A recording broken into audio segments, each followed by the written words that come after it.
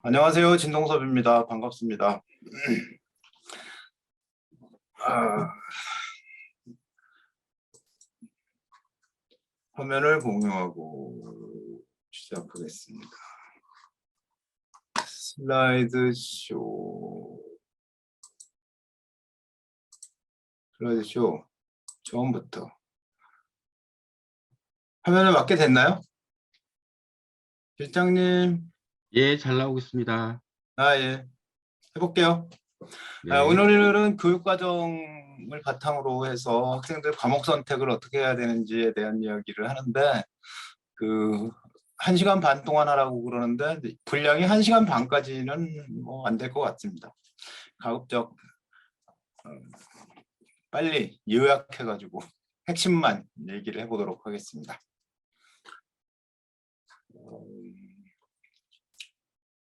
교육과정이 그 진로 진학에 미치는 영향이 사실 지대하거든요. 왜냐하면 이제 무엇을 어떻게 배우느냐인데, 오늘 과목 선택이라는 건 학생이 무엇을 배워야 할 거잖아요. 근데 이제 우리나라에 어른들이 다니던 시대는 다 그 학교가 정해줘서 뭐 도고할래 불어할래 뭐 그런 정도 선택 말고는 별게 없었죠. 그래서 도고반 불어반 선택 이게 다였는데, 그런데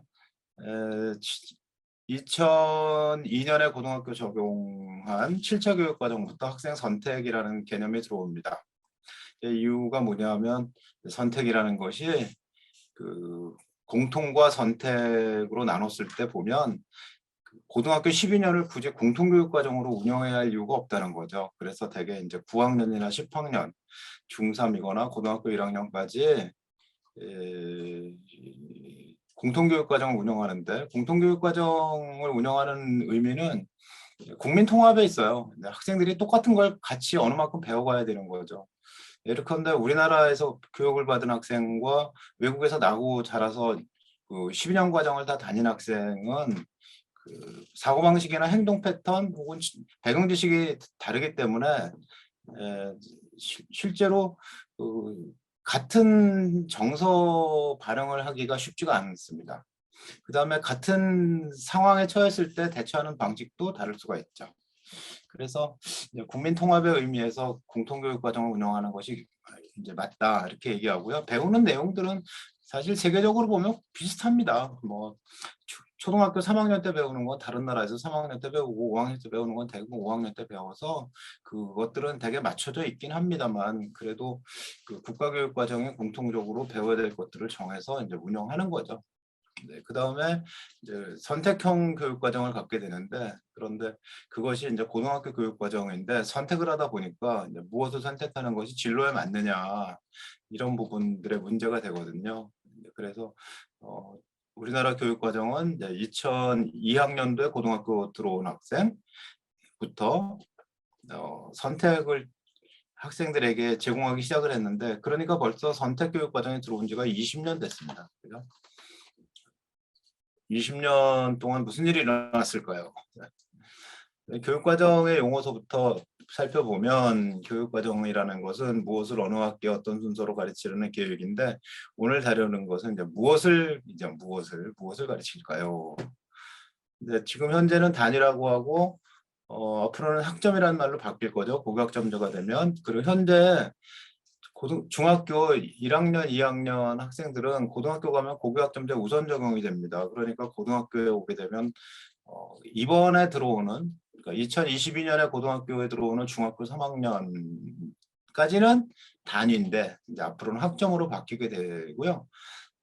본격적으로 적용되는 건 지금 초등학교 6학년부터입니다. 그러니까 이름은 바뀐다. 그리고 현재 2015 개정교육과정에 그 학점을 단위를 학점으로 바꾸는 그 교육과정 개정고시 안이 지금 이제 의견 수렴에 들어가 있습니다. 그래서 내년 2022년 초에 2015 개정교육과정의 일부 부분 개정이 이제 또 한 번 이루어질 거죠. 왜냐하면 이제 지금 특성화고등학교하고 그 마이스터 고등학교는 이미 적용이 되기 시작을 했거든요. 그러니까 단위라는 명칭이 이제 고등학교 교육과정에서는 지금 새로 고등학생에 올라오는 학생, 고등학교 올라오는 학생들 까지만 있고 그 뒤로는 이제 학점으로 쓰이게 됩니다.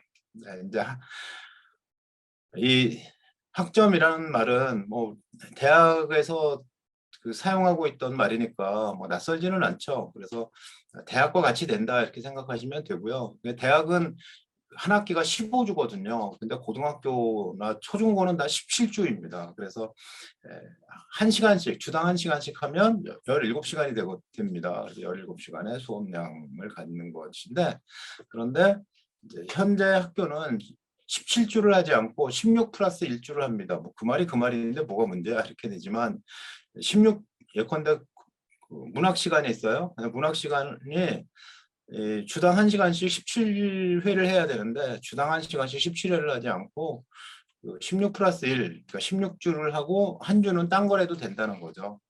그래서 문학 시간에 문학의 교육 과정의 성취 기준과 관계없는 다른 것들을 할 수도 있고 다른 과목과 연합해서 할 수도 있는 이런 다양한 수업을 할 수가 있게 되어 있습니다. 그다음에 영재고등학교가 있는데 영재학교죠. 영재학교라고 합니다. 왜냐하면 이제 영재학교는 교육부 학교가 아니거든요. 그래서 이제 영재교육진흥법에 적용을 받는 학교라서 이제 영재고등학교라고 안 그러고 영재학교라고 합니다. 근데 영재학교의 경우에는 15주를 하도록 정했는데요. 근데 학교가 15주 하면 너무 적게 하는 거 아니야? 그래서 16주를 합니다. 그다음에 교과 영역이라는 말이 있고 교과군이라는 말이 있고 과목이라는 말이 있습니다. 교과군은 유사한 성격의 과목들을 묶어서 나타낸 것이죠. 교과라고 하지 보통 교과군이라는 말은 잘 쓰지 않습니다.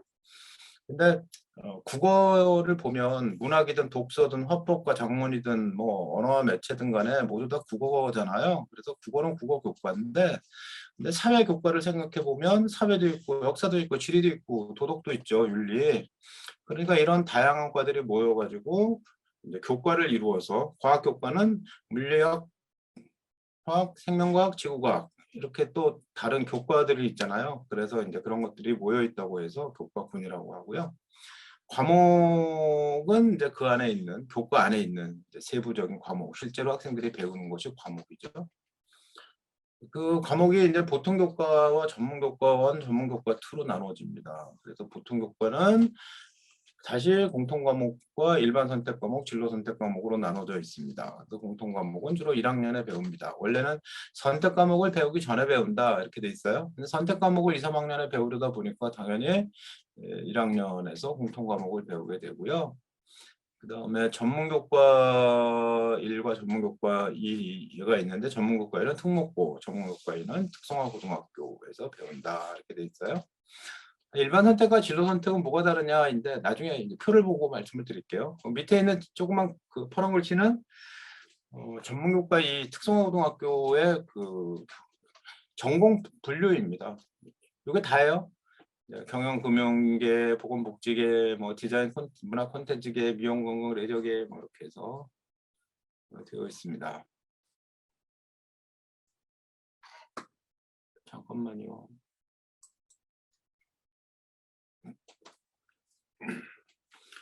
학교교육과정은 어떻게 편성이 되는가인데 학교교육과정을 편성하는 사람의 고민이지만 보는 사람도 이것 때문에 학교교육과는 이렇게 되어 있구나 하는 것을 알 수가 있는 대목이죠. 핵심입니다. 이게 총론 책자에 있는 핵심. 기초교과 영역 이수단위의 총합. 국영수 한국사가 기초교과예요. 교과 총 이수단위 50%를 넘을 수가 없습니다. 그러니까 교과 총 이수단위는 주당 30시간씩 해서 6개 학기를 합니다. 6개 학기. 그래서 30 곱하기 6은 180이죠. 3, 6, 18. 백약 180인데 180 중에 2분의 1밖에 못하니까 국어, 수학, 영어, 한국사를 더한 것은 이제 90까지는 할 수 있다는 얘기죠. 그런데 한국사가 6을 해야 돼요. 한국사 요 밑에 있습니다. 한국사는 6단위 이상 2개 학기 편성해라 이렇게 돼 있잖아요. 한국사를 빼고 나면은 84단위가 되는 거죠. 그다음에 공통과목은 선택과목보다 앞서서 편성해야 되니까 공통과목은 대개 1학년에 편성이 돼 있다고.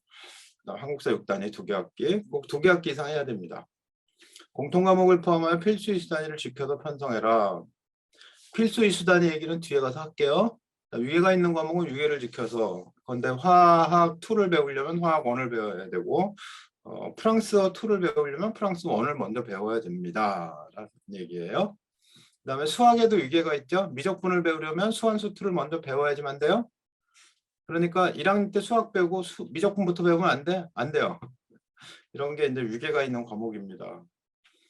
그러나 한국 지리를 배워야지 세계 지리를 배우는 건 아닙니다. 동아시아사를 배워야지만 세계사를 배우는 것도 아니에요. 그러니까 위계가 있는 과목도 있고 위계가 있는 과목이 아닌 것도 있다. 이렇게 보면 되겠습니다.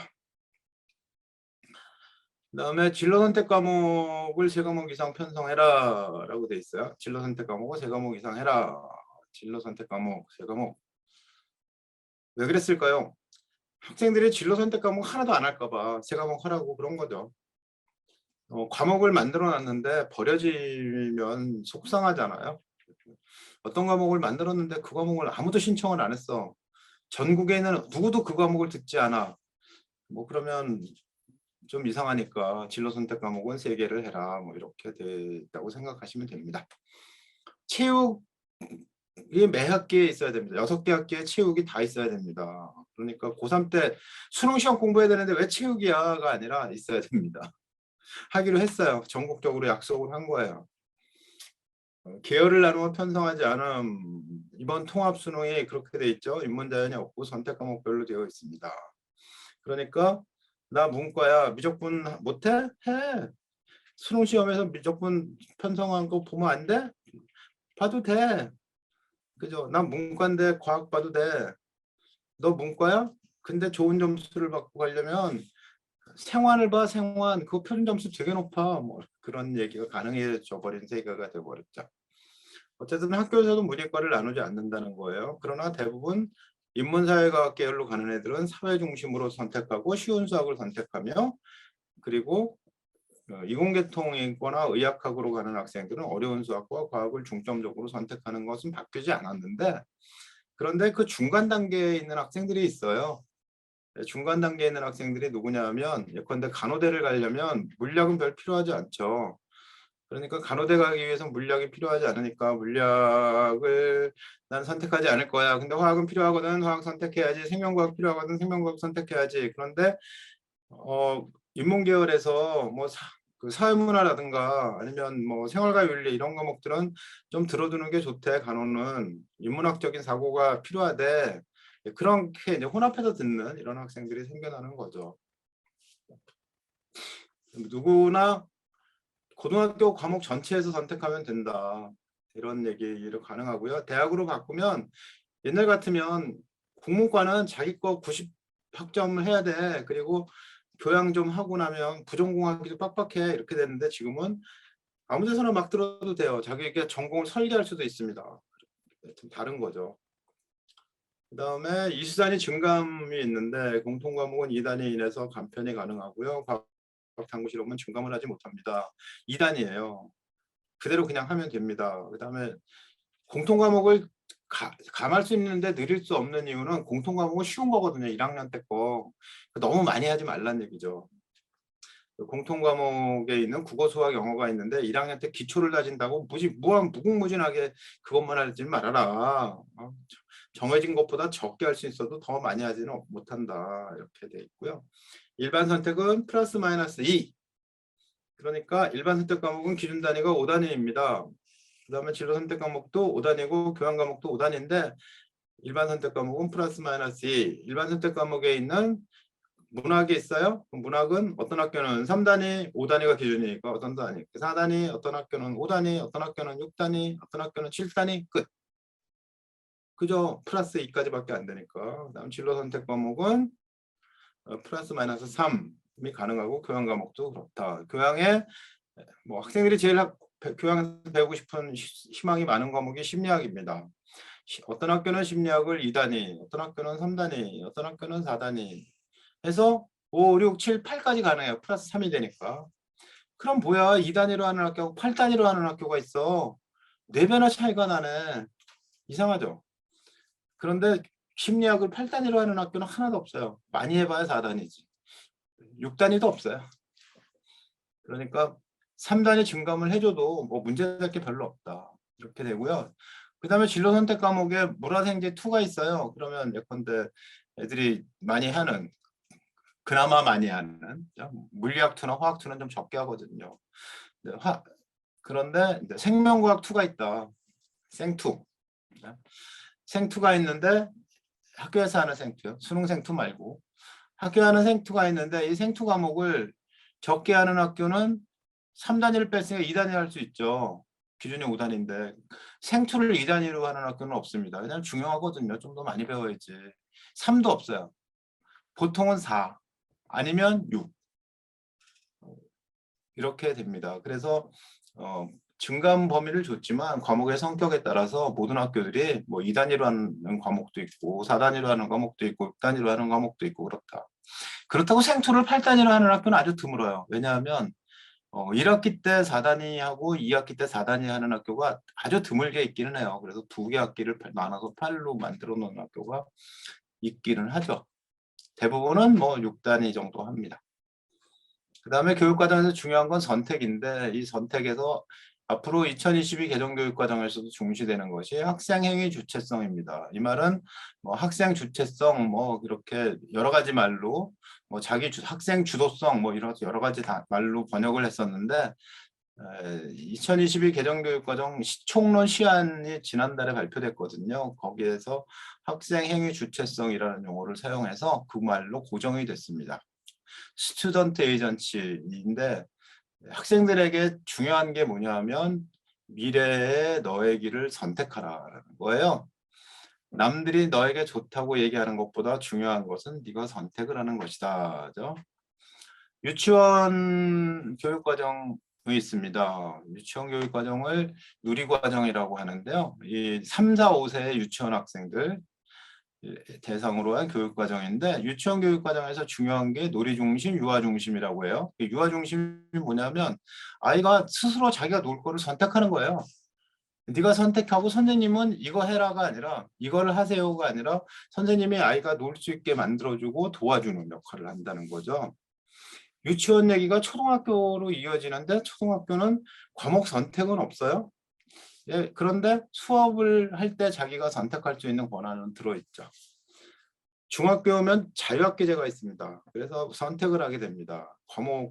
어떤 특정 과목 대신에 그 과목을 변형해서 만들어 놓은 여러 개의 활동 중심의 어떤 아이템이 있는 거죠. 그럼 그걸 선택을 해요. 고등학교 오면은 과목 선택형 교육과정, 선택 중심 교육과정으로 이어집니다. 그래서 우리 학생들은 15년 동안에 선택이라는 걸 배운다. 근데 왜 선택을 배웠는데도 직장도 선택을 못하고 배우자도 선택을 못하고 자기 인생도 디자인을 못하는 건 도대체 뭘까? 이런 생각이 들죠.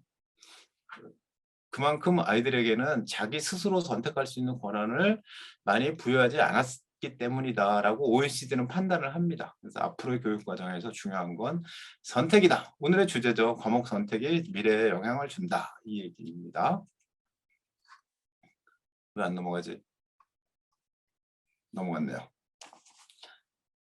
제 컴퓨터는 아직도 뭔가를 찾고 있네요. 20분 동안. 노트북을 안 켰으면 수업 못할 뻔했습니다. 과목 선택에 의해 학생이 자신을 원하는 배움을 선택한다. 개인성을 존중한다는 의미입니다.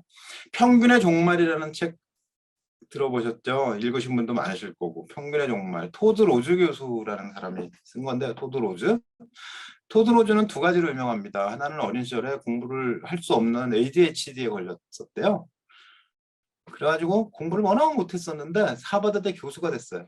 그래서 ADHD도 극복할 수 있다라는 그런 그 신화적인 인물로 하나가 많이 나오고요. 또 하나는 이제 선택에 대한 이야기입니다. 평균의 종말이라는 제목이 의미하듯이 미국의 전투기 조종사들이 의자에 앉으면 불편하더라. 그래가지고 불편해서 모든 전투기 조종사의 신체를 사이즈를 재가지고 그 평균 값에 의거해서 전투기 조종석을 만들었더니 진짜 다들 불편해하더라. 평균이란 그만큼 그 사람들에게 맞지 않는다. 평균적인 사람이라는 건 없다. 이제 그런 얘기 계속 하는데요. 그래서 학생들에게 평균적으로 맞는 모든 것을 가르친다는 것은 의미가 없다. 개개인성을 존중해야 된다. 개개인성을 살려서 교육을 해야 된다. 이런 얘기로 받아들여집니다. 그래서 과목 선택이라는 것이 개인성을 존중한다는 의미고, 그리고 과목 선택을 통해서 미래 사회에 살아갈 선택 역량을 기른다고 되어 있고요. 선택을 통해서 다른 개개인이 되는 거죠. 다른 사람이 되는 게 뭐가 중요하는데 이미 공통 지났잖아요. 이미 고등학교 1학년까지의 공통교육 과정을 지내왔습니다. 그리고 이제 나는 다른 사람이 될 거야. 너하고 다른 사람이 되는 거야. 이거고요. 대학에서 이제 대학에서 우리 과에 지원한 학생 10명이 있는데 그 10명이 똑같은 학생이었으면 좋을까요? 다른 학생이었으면 좋을까요? 다른 학생인 것이 더 낫죠. 왜냐하면 똑같은 애들은 10명이나 뽑으면 뭐 하겠어요. 발전이 없어요. 똑같은 사람 10명이 모이면 달라야 됩니다. 그죠? 다른 사람들이 모여서 살아야지 된다. 그러니까 얘는 공통적으로 이것은 알고 있는데 다른 거라네. 얘는 사회를 잘 봐, 얘는 국어를 잘해, 얘는 수학을 잘하고, 얘는 뭐 놀기를 잘하고, 얘는 춤을 잘 추고, 뭐 이런 다 뭔가 다른 게 있어야지만 그 사람들이 모여가지고 새로운 어떤 세계를 만들어낼 거 아니냐. 문제를 해결해도 제대로 해결할 거 아니냐. 그래서 다르다는 것이 강조되는 이런 시대가 됐습니다. 옛날 소품종 대량 생산 시대에는 그 컨베이어 벨트 앞에서 자기에게 주어진 일만 할 수 있는 그런 역량을 가진 사람을 길렀기 때문에 다른 것은 죄악이었는데 다른 것은 죄악이다. 튀면 망치를 맞는다. 모난돌이 정 맞는다였는데 지금은 모난 게 더 가치 있는 시대가 됐어요. 그러니까 부모 세대가 애들을 어떻게 할 수가 없는 거예요. 부모는 모난돌이 정 맞는 세대에 와서 꼭 중간에 서라 이렇게 교육을 받았는데 지금은 남과 다르게 삐져라 이렇게 얘기하니까 부모하고 안 맞죠. 그다음에 이제 과목 선택은 원하는 학습을 함으로 학습의 효율성이 높아진다 이렇게 되어 있고요. 언제부터 됐냐는 얘기, 531 교육개혁부터 됐는데 1995년이 531 교육개혁입니다. 1995년에 우리나라 교육과정은 싸구려다. 우리나라 교육과정은 공급자가 주고 싶은 것만 줘요. 애가 배고 싶은 거 갖고 관계없이 주고 싶은 것만 준다. 그러니 이걸 바꾸자. 그래가지고 실처교육과정을 1997년 2년 뒤 12월 30날 고시를 했고요. 그 이제 98, 99, 2000, 2001 4년 동안 홍보를 해서 2002년에 고등학교 들어오는 학생들부터 과목 선택형 교육과정이 시작이 됐습니다. 4년 동안 홍보를 했는데도 선택이 이루어지지 않는 이유는 뭘까요? 부모들 이해가 안 돼요. 7차 교육과정이 시작되는 20년 전에는 그때 학부모는 70년대에 대학을 다닌 사람들이에요. 근데 문제는 70년대에 대학을 다닌 사람들의 대학 진학 이수율이 얼마나 되냐면 전무 때까지 해봐야 15% 정도밖에 안 돼요. 그러니까 부모도 고등학교 졸업자 대부분 많고 전국적으로 보면 고졸이 엄청 많은 시대니까 대학을 다녔으면 학점, 선택 이런 말이 이해가 됐을 텐데 근데 본인의 경험 안에 없었거든요. 그래서 이해가 안 되는 거죠. 뭐 선택을 왜 하지? 지금 선택하면 뭐야? 배우는 것만 배우면 되지. 어차피 국영수 사과 배우는 거 똑같잖아. 이제 이렇게 생각이 되니까 실제로는 선택교육 과정이 잘 이루어지지 않았던 거죠. 그리고 밑에 손민호 교수가 했다는 과목 선택의 의의는 저도 같이 끼워왔던 연구인데요. 그런데 앞에 있었던 얘기랑 같은 얘기입니다. 그래서 이제 7차 교육 과정이 2022년에 도입이 됐습니다. 97년에 고시했고, 그다음 2009 개정 교육 과정 2009년에, 2015 개정 교육 과정 2015년에 됐는데 고시를 했어요. 2015년에. 그래서 2015년에 고시하고 16년에 교과서 쓰고 17년에 학교에서 선택하고 교과서를 2018년 고등학교 들어오는 학생들부터 적용이 돼서 2018, 19, 20, 21년 금년에 대학 간 학생들이 2015 개정 교육 과정의 첫 해인데 근데 교육과정 또 바꾼다고 그런다. 근데 대체로 교육과정은요. 한 5, 6년이면 바꿔요. 그래서 시작하면 이미 문제가 되는 거죠. 2015 개정 교육과정을 고시할 당시에는 이세돌과 알파고가 바둑두기 전이에요. AI 충격이 없었던 때고 코로나 팬데믹도 없었던 때거든요. 그러니까 이 세상이 진짜 갑자기 또 달라졌네. 바꿀 준비를 해야지 해서 2022 개정교육과정으로 넘어오게 됩니다. 그 다음에 이제 앞으로 2022 개정교육과정이 고교학점제로 바뀌는 거죠. 고교학점제 얘기는 오늘은 안 하는 것으로 기회가 되면 나중에 하겠습니다. 2015 개정교육과정의 특징은 뭐냐면 세 가지인데요. 문이과 통합입니다. 문이과 통합에 대해서 무슨 생각을 하셔야 되냐면 모든 교육과정에 수학, 과학을 중심으로 가버렸다. 중심이동이 수학과학으로 갔다는 거예요. 금년에도 보면 수능 시험 보고 나서 말이 많은 게 미적분 선택자가 1등급이 90%나 돼요. 뭐 90% 넘었어요. 이런 얘기 하잖아요.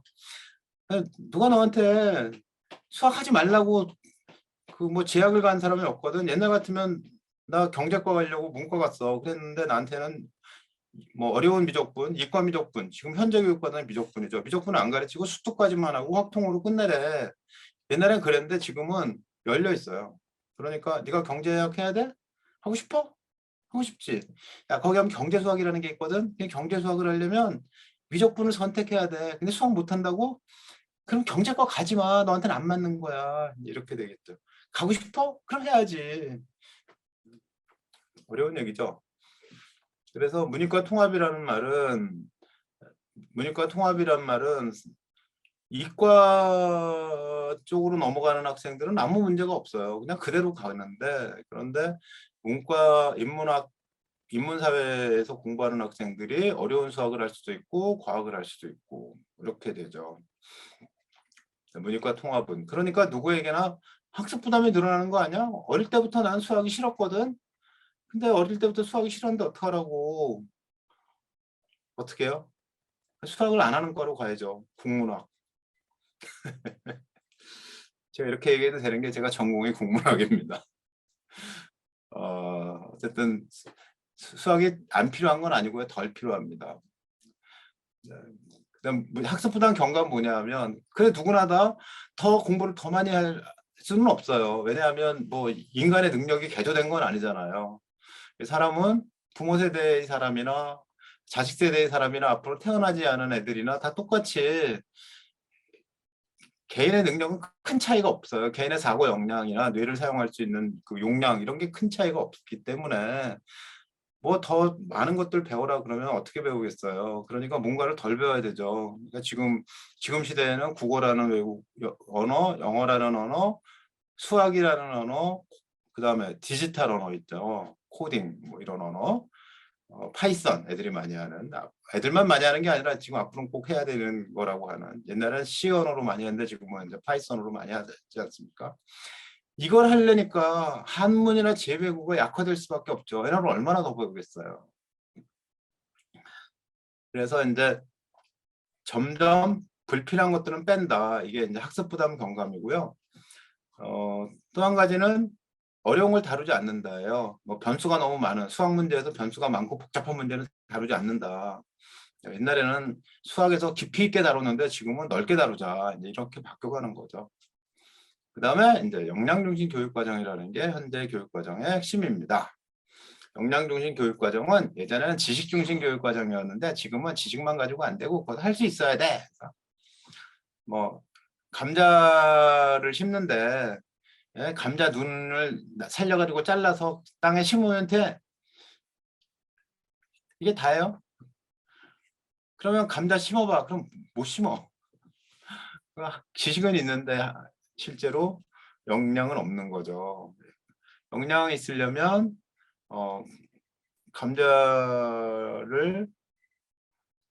감자를 실제로 심을 수가 있어야 되는 거죠. 그죠? 감자 심고 기를 수 있는 이런 영화에서도 나왔죠.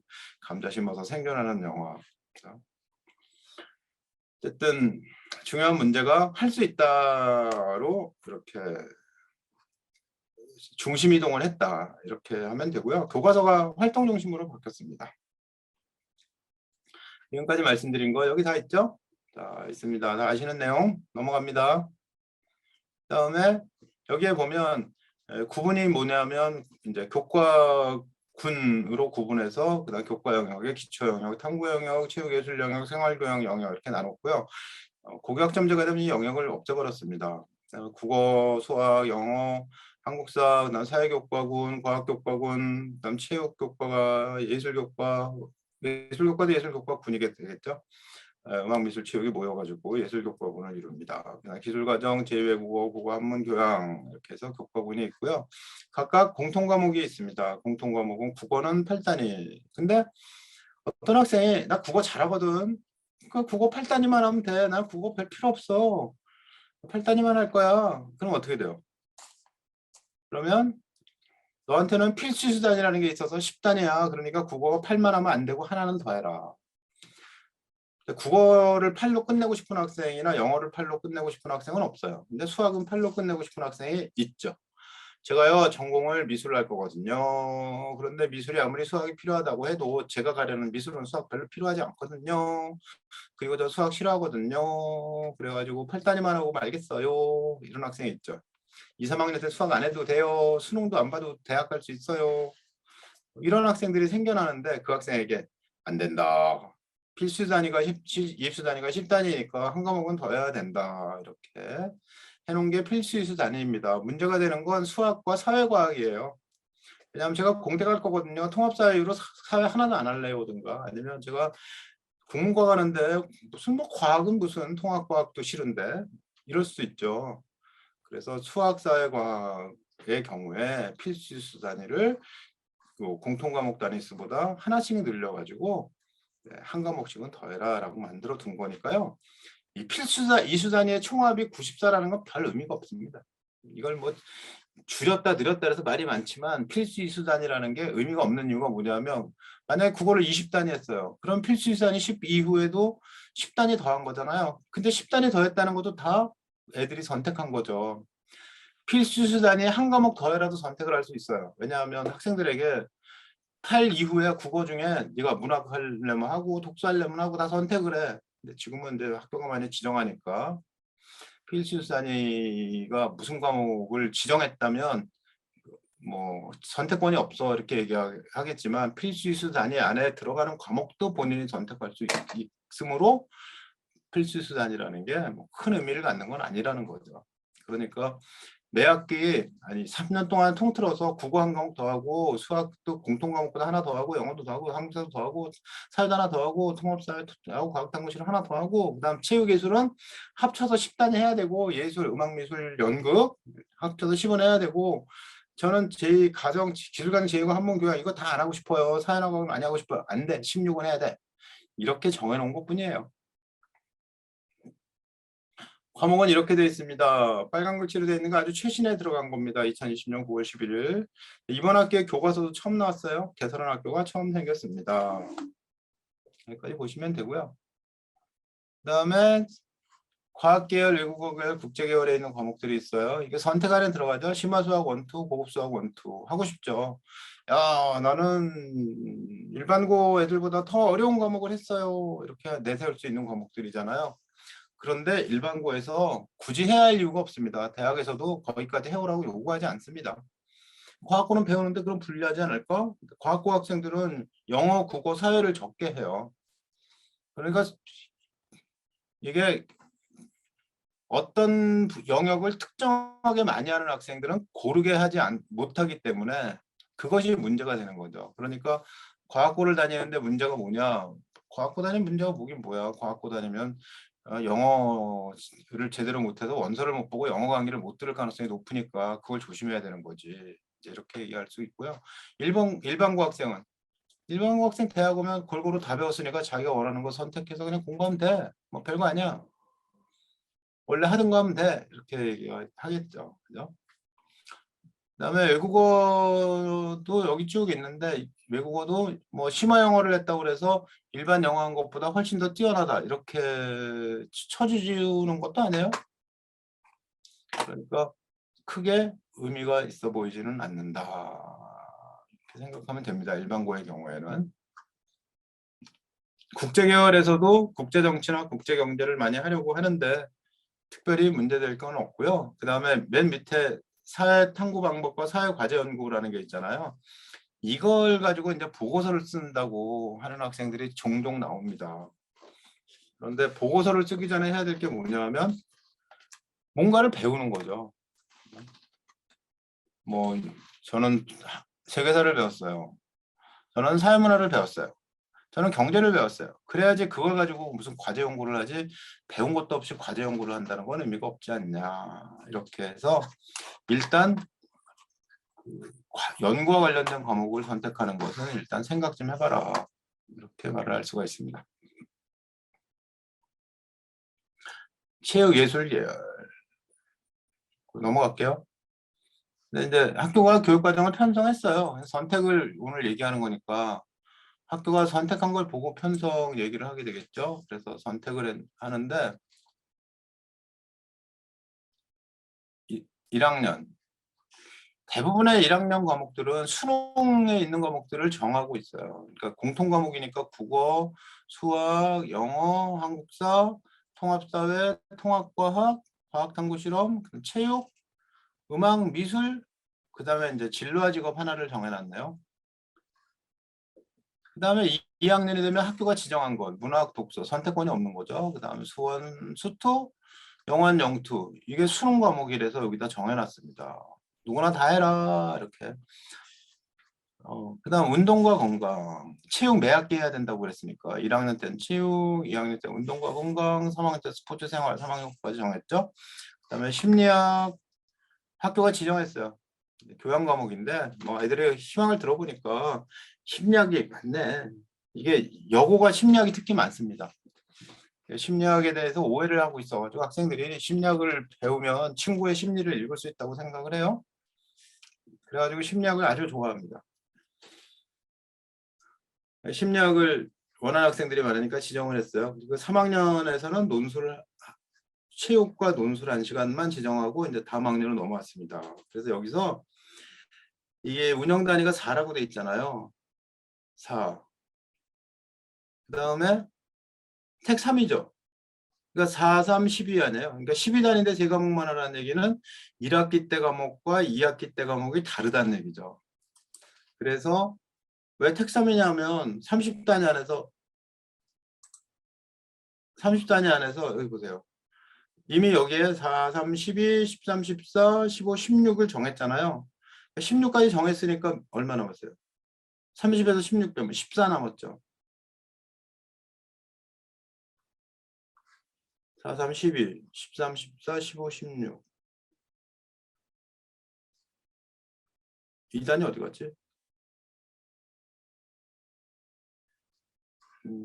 어쨌든 하여튼 12단위가 여기 있습니다. 이제 12단위를 선택을 하는데 세 과목을 선택해라. 그런데 여기 세컨드라고 써 있는 건 2학기에, 퍼스트는 1학기에. 그런데 학생이 보세요. 수완수투만 했어요. 근데 얘가 확통 미적 기하를 다 하고 싶은 학생이 있다. 그러면 확통 미적 기하 중에 기하는 확통은 없네요. 기하가 2학기에 있어요. 그러니까 2학기에는 기하 하나를 해야 되겠죠. 이때는 못해요. 이 기하를 하나 해야 됩니다. 그 다음에 과학은 내가 물화생지원인데 내 과목을 다 할래. 그러면 물화생지원에서 한꺼번에 세 개를 다 하는 건 좀 무리가 될 테니까 어려운 물화는 1학기 때 하고 생지는 2학기 때 하고 그러면 2학기는 생지로 다 차버렸죠. 그죠? 기하와 생지, 생환지환으로 찼습니다. 그러면 1학기 때는 물안 화환이 있는데 아까 사회 과목에서 필수 단위를 채워야 된다고 했잖아요. 그러니까 필수 단위 하나 할까? 그래가지고 야 1학기 때 보니까 영양질이라는 과목인데 되게 재밌겠다. 그래서 1학기 때 영양질을 할래요. 아니면 나는 혹시 생활과 윤리를 선택해가지고 수능 시험을 볼 수도 모르겠어. 그래서 생활과 윤리를 할 거야. 이럴 수도 있죠. 그래가지고 학생의 세 과목을 학기별로 선택을 하게 됩니다. 문제는 어딨냐면 학교의 문제는 학생들이 1학기 때는 윤리 선택한 애가 2학기 때도 뭐 비슷한 거 선택하면 좋겠는데 그렇게 안 해. 1학기 때는 수학이 없다고 갑자기 2학기 때 기하 선택한다고 수학하는 애들이 있어. 그러니까 학기별로 선생님 시간표를 새로 짜야 되는 거죠. 그리고 어떤 선생님은 수업이 없게 되고 그리고 여러 가지를 운영하면 공강이 생기게 되고 이제 이런 문제들이 있어서 학교는 어려움을 겪습니다. 고교학점제가 되면 학교가 왜 그 불편해하고 두려워하냐? 달라지거든요. 학기별로 달라지고 선생님 수업 시수가 막 들쑥날쑥하고, 그리고 이동 수업을 하게 되니까 시간표가 바뀔 수도 없고 뭐 선생님 출장도 못 가요 뭐 등등 이런저런 일들로 해가지고 예전과는 좀 다른 게 좀 힘든 이런 문제들이 있는 거죠. 3학년이 됐어요. 8인데 24니까 택 8하네요. 6, 8은 48이야. 아, 그러니까 이건 3, 8이 24구나. 그러니까 이건 한 과목을 선택하면 두 학기를 한다는 뜻이죠. 아직은 우리나라 교육과정이 2학기에 수능을 봐야 돼서 빨리 끝나거든요. 그래서 2학기 때 새로 시작하는 과목은 별로 그 수업이 잘 안 되니까 이제 이어서 6과목을 하게 됩니다. 그런데 3학년에 6과목은 국영수도 하나도 없어요. 근데 아까 그랬죠. 수학에서 우리가 해야 될 게 뭐냐면, 수학에서 나는 확통미적을 다 할 거야. 기하 확통미적을 다 할 거야. 그러면 확통미적을 선택해야 되고, 또 하나 남은 게 뭐죠? 3학년에 국어를 하나도 안 할 수는 없잖아요. 그리고 수능 과목 하나는 해야 됐죠. 그래서 수능 과목으로는 화작을 할 거야. 이미 3개 됐습니다. 영어도 하나 해야 되겠죠. 영어는 뭐 영미문학 읽기를 할 거야. 그럼 벌써 4개 찼어요. 그럼 이제 남은 게 4개거든요. 그죠? 남은 게 4개인데, 근데 이 남은 4개 안에서 생활교양 쪽에 이 필수 수단위도 세워야 되고, 뭐 그러니까 자기가 원래 가야 될 과목이 있는데 내가 물화생지 1을 다 했는데 2는 뭐 내가 뭐 약대 가고 싶어. 그러니까 약대 갈 거니까 물화생은 하지만 지학은 별 필요 없어. 그럼 물화생 7개 됐죠. 그죠? 거기다가 생활교양 쪽에서 하나를 더 해야 돼. 그러면 뭐 일본어 2 하나 더 했어요. 8개가 다 채워진 겁니다. 그죠? 그래서 학교의 교육 과정을 보면 어쩔 수 없이 선택을 해야 되는 부분이 생긴다. 이런 것들을 참고하시면 되겠습니다. 네, 과목 선택과 전공 적합성에 대해서 말씀을 드리도록 하겠습니다. 한 3분만 쉴까요? 몸을 좀 움직이시고. 1시간 안에 끝내려고 그랬는데 1시간 안에 안 끝날 것 같아요. 소리를 많이 해서.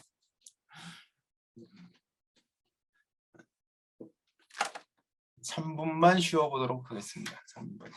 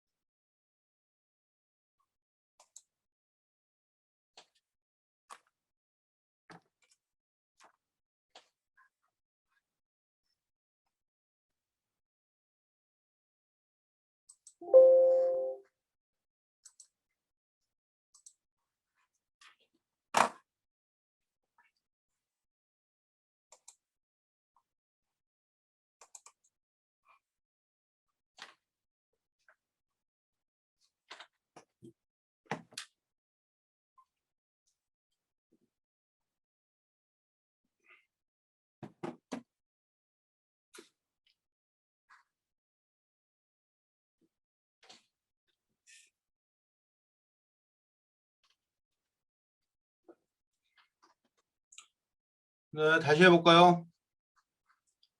과목 선택, 전공 적합성.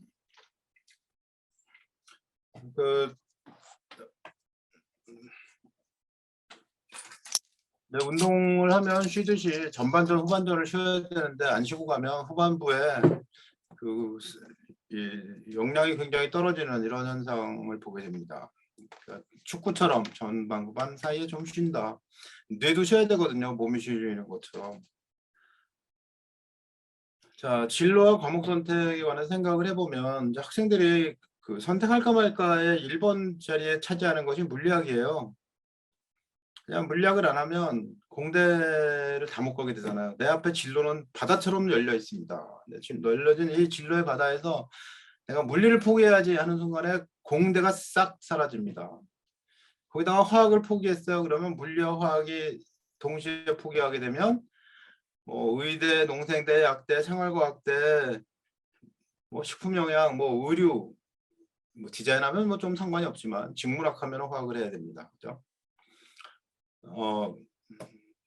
그러니까 화학을 안 하게 되면 진로가 반토막이 나버려요. 물리화학을 안 하면. 거기다가 미적분을 안 했어요. 그러면 미적분을 안 한다고? 그러면 어려운 미적분은 죽어도 못하겠다고? 그러면 넌 경제학 못해, 경영 못해. 왜냐면 거기 경제 수학이 있거든. 이렇게 되는 거죠. 그래서 실제로 진로를 정하고 과목 선택을 할 수도 있고 자기가 한 것을 모아가지고 진로 선택을 할 수도 있습니다. 그러니까 이 말을 이제 전공 적합성이라고 얘기를 하는데, 그런데 전공 적합성이 있는 과목은 여기에 있는 게 대부분 다예요. 그러니까 모든 과목이 전공 적합성이 있는 게 아니고 여기에 있는 게 전공 적합성의 전부다 이렇게 생각하셔도 됩니다. 그러니까 전공 적합성의 중요한 과목은 나 물리했어. 그래? 화학했어. 그래? 거기다 미적분도 했어. 그래? 세계사도 했어. 야, 그래? 철학도 했어.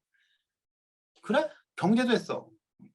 이렇게 하고 나면 어디든지 갈 수가 있죠. 그래서 제가 아직 진로를 확정하지 못했는데 의대나 경영대 좀 가고 싶어요. 이렇게 얘기하면 그래? 뭐 의대나 경영대나 의대 가는데 중요한 과목이 그게 수학에서 미적분하고 물화생 2까지 하고 그다음 경제, 세계사, 철학 이런 거 하면 돼. 경제는 안 해도 세계사, 철학은 해야 돼. 아니면 철학은 해야 돼. 철학 의대 가려면 인간에 대해서 이해를 하고 있어야지. 윤리와 사상, 그죠? 윤리와 사상이라는 과목이 있는데 생활과 윤리, 윤리와 사상 이런 정도는 해야 되지 않겠니? 근데 학생이요 물화생지 1에다가 물화생 2까지 하면 윤리와 사상을 선택할 자리가 별로 없기는 해요. 자, 의대 가려고 하는데 물리하면 불리하죠 이렇게 물어보는 학생들, 그것도 3학년 때 원서 쓸 때 와가지고 1학기 끝났는데 저 물리 안 했는데 의대 가면 불리해요? 그럼 뭐라 그래요? 뭐 의대 많이 필요하지 않으니까 뭐 불리하다고 얘기하기는 좀 어렵지 이렇게 말하지만 속으로는 불리하지 의공학 치대인데, 그죠? 만약에 1학년이 물어봤으면 그거 당연히 해야지 의공학 치대인데 이렇게 될 거고요. 그죠? 그러니까 현재 의대 가는데 물리를 안 해도 가기는 한다. 그런데 물리학을 한 학생에게 비해서는 약간 딸린다. 이렇게 정도 생각하면 됩니다. 그런데 이제 시간이 가면 갈수록 물리투를 하는 학생이 늘어나는 거예요. 물화생 2까지 이제 하는 학생들이 늘어나게 되면 그러면 물리투를 안 해가지고 불리한데 이렇게 되겠죠. 그런데 예전 같으면 뭐 자율 동아리를 만들었어요. 아니면 또 뭐가 있어요? 뭐 독서를 했어요. 뭐 자기소개서다 물리 공부한다고 쓸 수 있어요. 근데 지금은 그게 아무것도 없잖아요. 다 없어졌죠. 그런 자료가 없어져 버리니까 학교에서 안 배우거나 아니면 공동교육 과정에서 배우지 않으면 뭐 했다고 내세울 수 있는 방법이 없는 거예요. 그래서 학교에서 선택할 수 있는 한 최대한대로 선택을 해라. 근데 고등학교 1학년이에요. 그럼 어떻게 해요? 중학생이에요. 중학생이라면 학교에서 기본적으로 배우는 모든 과목들을 좀 열심히 해라. 아직은 버리지 마라. 근데 아직은 버리지 않고 가는데 보니까 나는 아무래도 물리는 아닌 것 같아. 그럼 그때 가서 물리를 버려라. 고등학교 2학년 때 버려라. 이렇게 얘기를 하면 되겠죠.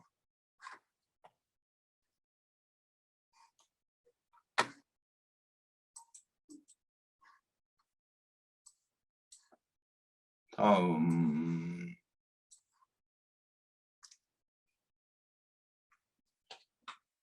이제 진로 목표를 세웠어도 관련 과목을 공부하지 않으면 뻥이죠.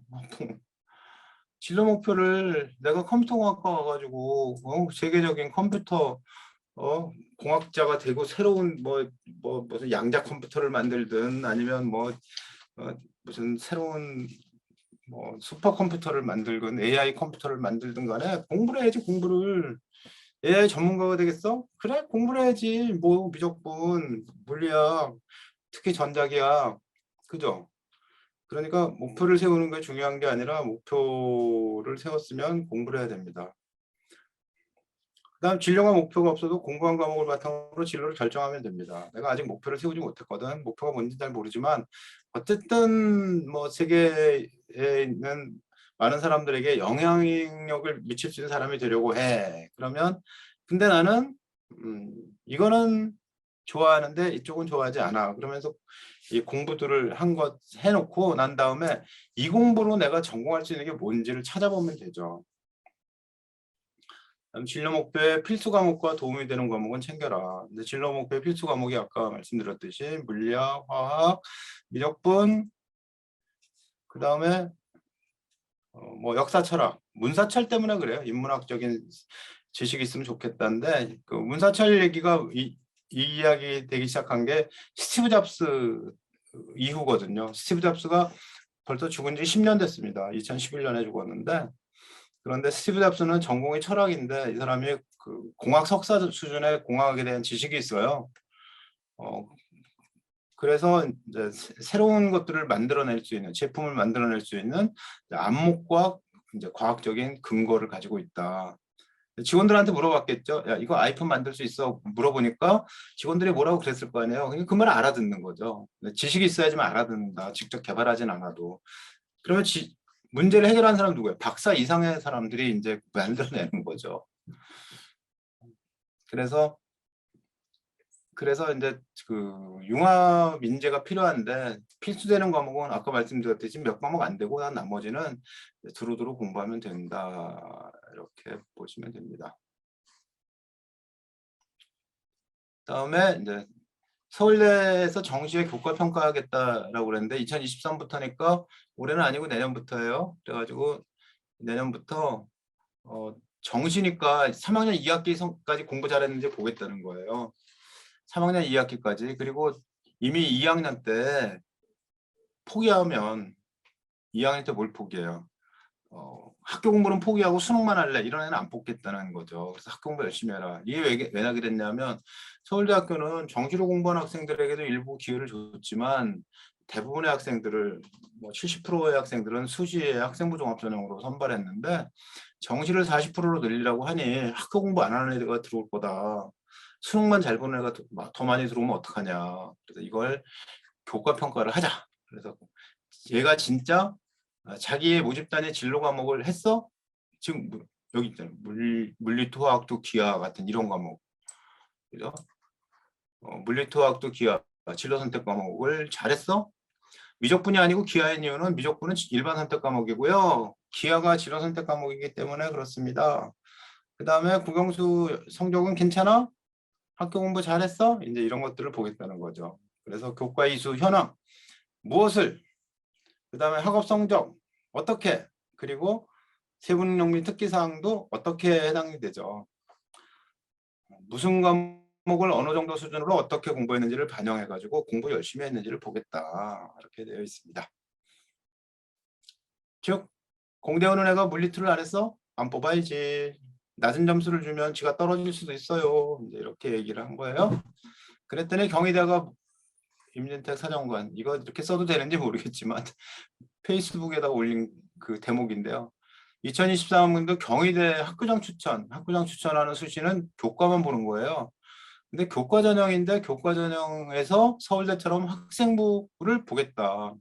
지금도 보는 학교가 있습니다. 동국대학교는 올해도 봤거든요.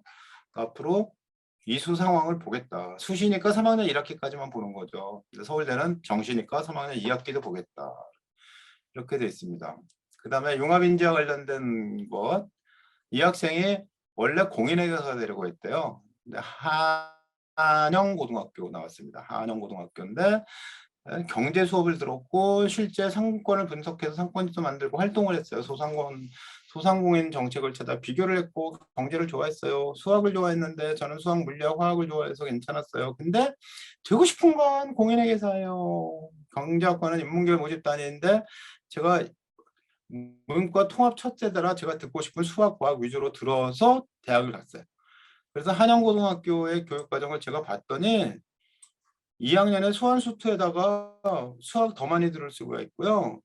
그 다음에 수학 기하를 배울 수가 있고 3학년에 와가지고 미적 확통도 배울 수가 있고 그리고 2학년 사회과학을 털어놨는데 얘가 경제 듣고 물안 화환 듣고 3학년 때 와가지고 물투화투를 들은 거예요. 그랬더니 남들이 너 교차 지원했지? 원래 이과 가려다 문과로 왔지? 그렇게 말을 하는데 저는 그게 아니고요. 원래 수학은 좋았는데 수학을 좋아하고요. 숫자로 된 걸 더 좋아해요. 그러니까 뭐 역사나 도덕이나 사회 이런 과목보다 제가 더 좋아하는 과목은 경제는 좋아요. 왜냐하면 숫자잖아요. 그래가지고 이 학생이 그 숭실대 경제학과에 갔다는 얘기예요. 제가 이 학교에 가서 교육과정과 관련된 강의를 했거든요. 선생님들 대상으로. 그랬더니 선생님들이 야, 문이과를 이렇게 실질적으로 다 터주기가 쉽지가 않아서 이걸 그냥 교육과정에는 나눠져 있지만 칸막이를 하면 어떨까 하고 생각을 했는데 터주고 나서 이런 결과들이 생기는 거 보니까 실제로 개인을 존중한다는 게 중요한 일이라는 생각도 들고 대학도 그렇게 뽑는구나 라는 생각도 들었다는 얘기죠. 그 다음에 서울대학교 고려대학 교육과정 연계인데요. 서울대가 이제 현재 고등학교 1학년 2024 대입에서 우리과 올 때는 이거 공부해가지고 와 이렇게 얘기한 거예요. 근데 경제학부에서는 미적분 확통을 공부해가지고 와야 돼 이렇게 얘기했고 왜 미적분 경제수학 하려면 이 정도 해야 되거든요. 수리과학부는 미적 확통 기하를 다 해야 돼. 통계학과 다 해야 되고 수리과학은 수학과입니다. 물리천문 물리학 전공은 물투 미적기하. 그 다음에 천문이니까 지투 지원 미적기하. 그다음 여기 보면 미적기하만이 아니라 확통도 해야 돼요. 미적기하만 아니라 확통도 해야 돼요. 그리고 물투로 지투를 권장해요. 이렇게 해놨죠. 그러고 보니까 여기 쭉 보면 지리교육과 하나 눈에 띄고요. 나머지는 몽땅 다 이과예요. 그죠? 몽땅 다 이과예요. 그래서 이공계 쪽에서는 물화생지, 그 다음에 미적기하 확통 이런 쪽이 대부분 문제가 되고요. 인문계에서는 경제학과를 제외한 나머지는 정해놓은 게 없다. 이렇게 생각하면 되고 어쨌든 자기가 원하는 과목들을 모아서 자기의 진로를 찾아가는 거다. 이렇게 생각하시면 됩니다. 그 다음에 이게 연세대학교의 금년도 논술 선택 과목인데요. 여기 보면 전기전자공학부가 있어요. 근데 전기전자는 다른 대학들은 다 중요한 과목이 물화라고 되어 있어요. 보실래요? 서울대학교의 전기전자공학부 물투, 미적분 이렇게 돼 있죠. 전기정보에. 생명과학이 중요하다는 얘기 없어요. 근데 여기에 보니까 공대에서 전기전자공학부는 물리학과 생명과학 중에서 한 과목을 선택해가지고 논술을 보겠다 이렇게 한 거예요. 그러니까 두 가지 생각을 할 수가 있습니다. 첫째는 물리화학을 중심으로 공부한 학생은 전기전자공학부 물리화학인 줄 알았는데 연세대학교는 물리학이 아니네. 그럼 이 대학을 피하고 다른 서울대를 가면 되죠. 뭐 고대를 가도 되고 카이스트나 포스테를 가면 됩니다. 근데 어떤 학생이 내가 의대나 약대학을 가려고 생명과학을 열심히 했는데 나중에 생각이 바뀌어가지고 AI를 해야 될 것 같아. 그래서 물리학을 하기 시작을 했어요. 그죠? 그러면 생명과 물생을 두 가지를 열심히 한 학생이 나오잖아요. 그러면 이 학생은 물생을 가지고 어딜 갈 수 있는가 하고 찾아봤더니 물리하고 생물을 하면 그러면 전기전자공학부를 연세대학교에는 적합한 사람이 되는구나 이렇게 되겠죠. DNA 나선 구조를 처음으로 사진을 찍은 사람이 로잘린드 프랭클린이라는 여자 과학자인데요. 이 과학자 원래 그 망원경으로 그 하늘 찍던 사람이었대요. 그런데 어느 날 내가 큰 것만 찍을 게 아니라 작은 것도 찍어봐야지 그래가지고 그 현미경으로 세포를 찍어가지고 그 세포의 구조를 어렴풋이 이제 사진으로 찍어낸 거예요. 그래가지고 그게 나선 구조를 밝히는 기본이 되었다는 거죠. 그 사람의 그 백과사전에 나오는 인명사전에 보면 무슨 학자냐면 물리생물학자라고 되어 있습니다. 그러니까 물리생물학이란 분야가 어디 있어? 근데 현실에는 있어요. 현실엔 생명과학을 하는데도 물리학이 필요하다. 그리고 화생공 가면 되죠. 화생공. 화생공은 고기가 있어.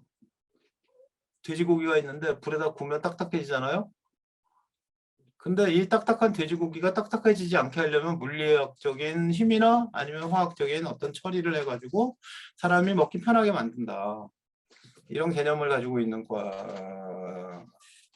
분야가 있습니다. 그죠? 그러니까 물리학과 생명과학 둘 다 해도 너에겐 길이 상당히 많아. 진로라는 게 가면 갈수록 복잡해지니까 어떤 진로를 정해서 그거에 맞춰 공부한다는 것도 쉽지가 않고 다양하게 할수록 길이 넓어진다. 이렇게 생각하면 되죠. 그 다음에 특정 진로를 했다면 그 특정 진로에 맞는 것을 찾아보면 돼.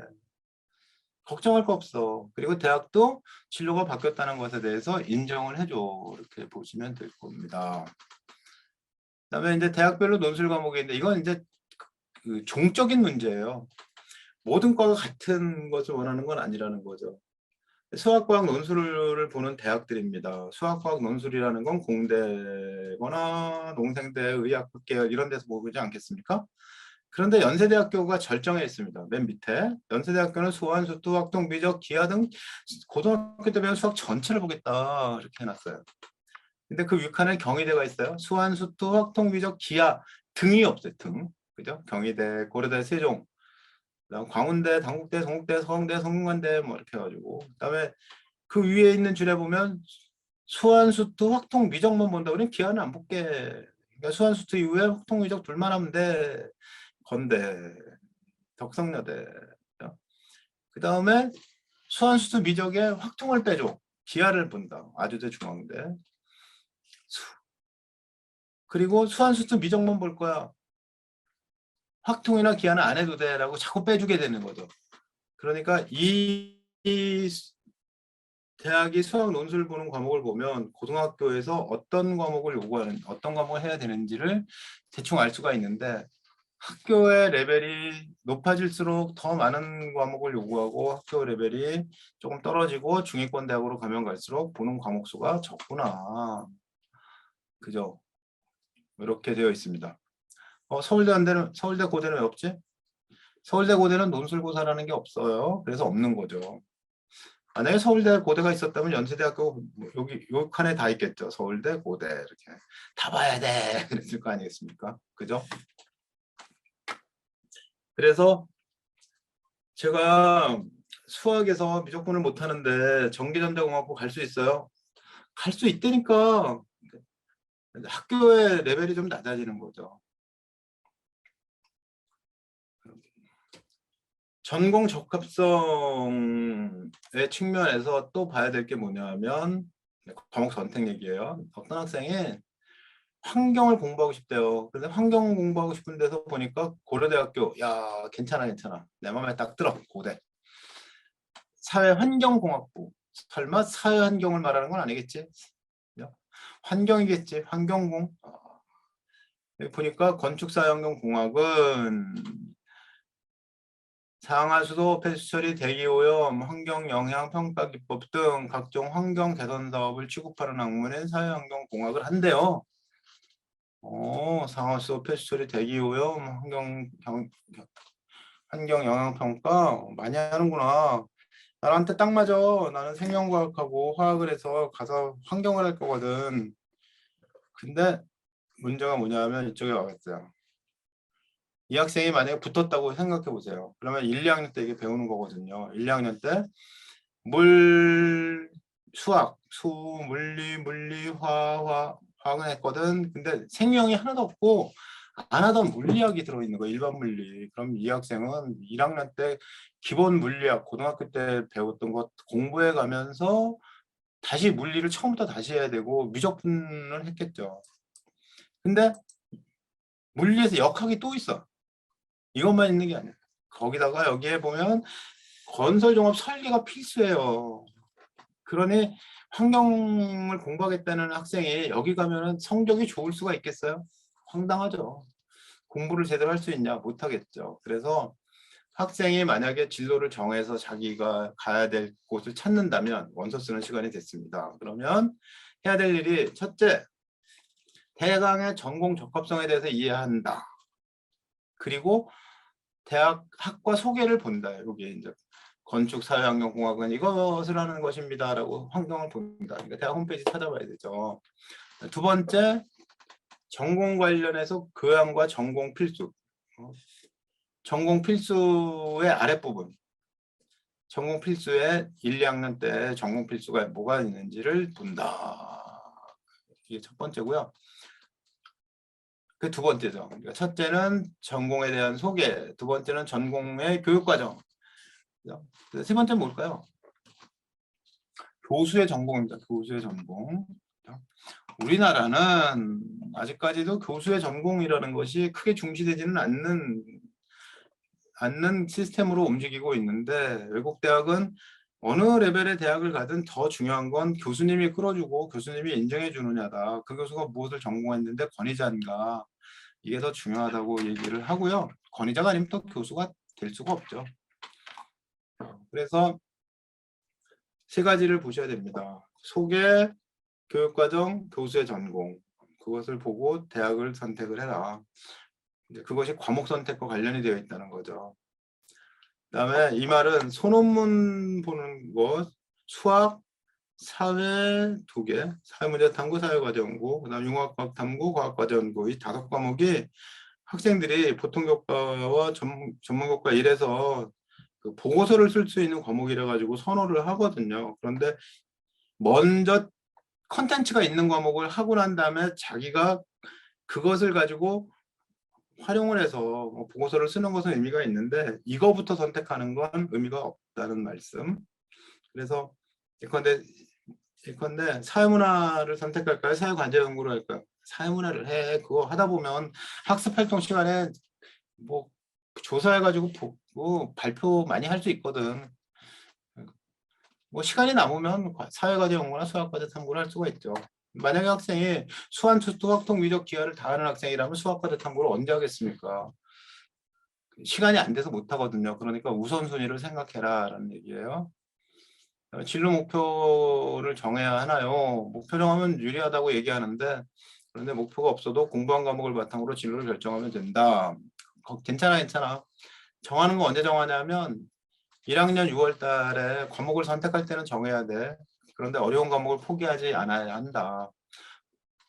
어려운 과목 뭐였죠? 물화, 미적분, 그 다음에 사회 과목의 경제, 철학, 역사, 세계사 이런 과목들은 가급적 포기하지 않으면 좋다. 그게 이제 모든 진로 목표의 필수 과목이 되는 겁니다. 그 다음에 진로 목표를 세워서도 공부하지 않으면 안 되고 싫어하는 과목도 알고 보면 좋아할 수가 있어요. 어떤 학생이 공부를 학교 다닐 때 수학 진짜 싫어했는데 이제 영문과를 가게 됐대요. 근데 음성학을 하게 돼가지고 지금은 뭐 파이썬 가지고 하고 있는데 내가 그때 미적분 이름 몰랐지. 지금 알고 보니까 되게 재밌네. AI 뭐 공부하는데 미적분 알고 보니까 되게 괜찮은데 그때 왜 몰랐지? 뭐 이렇게 얘기하는 사람들이 있어요. 나이 들어서 보니까 물리학이 다시 공부하고 싶어졌네. 뭐 이런 학생도 있고. 그러니까 싫어하는 과목이 진짜 싫은 건지 아니면 좀 뭐 생각해서 알 수 있게 되는 건지 하는 것들을 생각을 해보면 좋겠고요. 싫어하는 과목을 포기하지 않을수록 진로 범위가 넓어집니다. 싫어하는 과목도 잘하는 학생이 공부 잘하는 학생입니다. 어린 시절에 해당되는 얘기죠. 싫어하는 과목도 잘하는 학생. 학교에는 일주일에 30시간이고 과목은 한 8과목 정도 이제 시험 과목이 있어요. 근데 2, 3학년이 되면 싫어하는 과목 선택 안 했으면 되지만 근데 그 전 단계에서는 내가 과학 싫어서 통합과학을 못하겠어. 왜 중학교 때 이미 물화생제 중에 뭐 무슨 뭐 기단이 어쩌고 그러는데 이건 뭐야 하고 지구과학 포기해버리고 중학교 때 이미 뭘 안 외워요. 주기율표를 안 외웠어요. 그렇게 하면 이제 결국은 그 진로라는 게 제한이 될 수밖에 없는 거죠. 그래서 싫어하는 과목일지라도 잘하는 학생, 포기하지 않는 학생, 끝까지 가봐라. 이제 이게 의미가 있는 것이 됩니다. 끝났네. 여기까지 했는데요.